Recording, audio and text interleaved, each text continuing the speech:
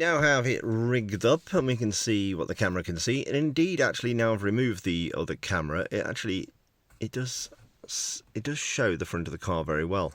And that lens does indeed move up and down and to the right slightly, so you can actually modify it so that it actually can see a little bit more of your surroundings, which is good.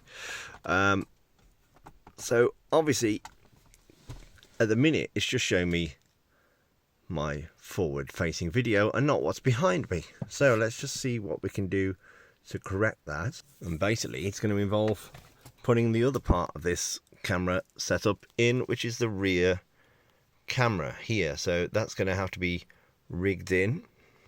Right, now just to show you, this is the reversing camera. Now it does have a red wire on it, and it says in the instructions here to connect it to your reverse light. So basically when your reversing light comes on, it activates the camera so that you can see behind you, and you can basically use this as your reversing camera, which is great, so you don't bump into stuff. This, you will need to decide where to mount this yourself. You may want to screw it into your bodywork, perhaps underneath your number plate or above your number plate, registration plate, whatever you want to call it in your country.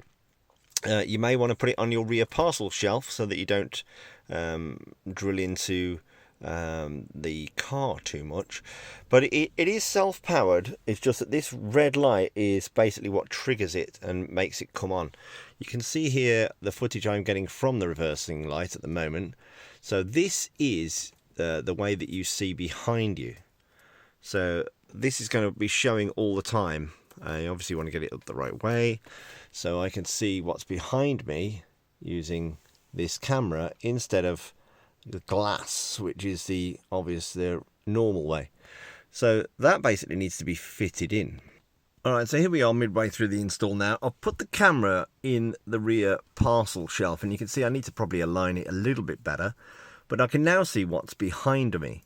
So it's now acting as a rear view mirror, as it should. But we can also, let me just go in here, you can see people wandering around. If you haven't adjusted it properly, you can actually move the part of the footage that it's capturing up and down, which is pretty good. So if it's pointing a bit high or a bit low and you can't adjust it anymore, you can actually change that. You can take photos here very easily.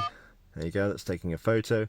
And you can increase or decrease the brightness of the footage that it's capturing as well. So if it's a bit glaring, and then you can just press this and you can see the front and the back of your car at the same time. So that's pretty good. I don't know whether you'd want that. I have seen taxi drivers have it set this way so you can see the front and the back of the car all the time. Whether you would want that, I don't know. It's up to you. I mean, I'm kind of old school. I like to see a bit more interested in what's coming up behind me. But you keep pressing this, you cycle through the front, the back, a split screen, and then around again. And then we can go into the settings and we can check all that stuff. So I'm going to do a separate video on basically all the settings and all the options that are available in this, but that's basically how easy it is to install. The only part that you may have a bit of difficulty with is actually getting that rear view camera to connect to your reversing light. You will need to have to take that reverse light assembly out possibly, and then just somehow connect it to your reverse light. So it depends on how new your car is and how many bits of plugs and cabling you'll need to faff around with to get that done. But as you can see, it's very easy to install if you don't want the reversing camera to come on, because obviously if you have it on front, like I don't know why you would want that, but if you have it set to front all the time, that red cable on the rear view camera will automatically switch it to the rear camera so that you can reverse without hitting anything. So yeah, that's the Vantop 609 H609. Very easy to install, I must admit. Looks pretty good. It's very high quality glass, and the camera on there, the screen on there is really good. I'm going to carry on reading the instructions, and I will basically do a separate video to show you some of the options and some of the things it can do.